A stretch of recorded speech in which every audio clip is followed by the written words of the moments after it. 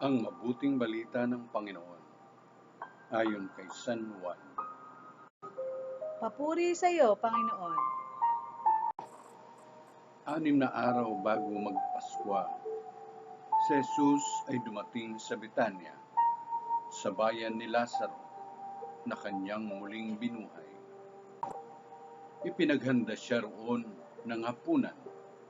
Naglingkod si Marta at si Lazaro'y isa sa mga kasalo ni Jesus. Kumuha si Maria ng mamahaling pabango, isang libra ng dalisay na nardo, at ibinuhos sa mga paa ni Jesus. Pagkatapos, pinunasan ng kanyang buhok at humalimuyak sa buong bahay ang pabango. Si Judas Iscariote, ang alagad na magkakanulo kay Jesus, ay nagsabi, "Bakit hindi pinagbili ang pabango at ibinigay sa mga dukha ang pinagbilhan?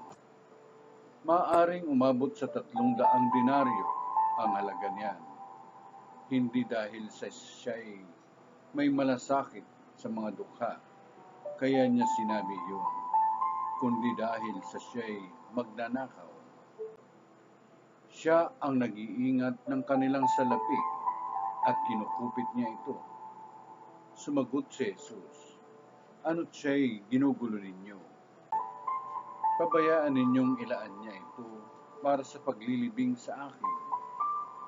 Habang panahoy, kasama ninyo ang mga dukha, ngunit ako'y hindi ninyo kasama sa habang panahon." Nabalitaan ng maraming Hudyo na si Jesus ay nasa Betania, kaya't pumaroon sila. Hindi lamang dahil sa kanya, kundi para makita si Lazaro na kanyang muling binuhay. Kaya't binalak ng mga punong saserdote na ipapatay rin si Lazaro, sapagkat dahil sa kanya'y maraming Hudyo ang humihiwalay na sa kanila at nananalig kay Jesus. Ang mabuting balita ng Panginoon. Pinupuri ka namin, Panginoong Hesuscristo.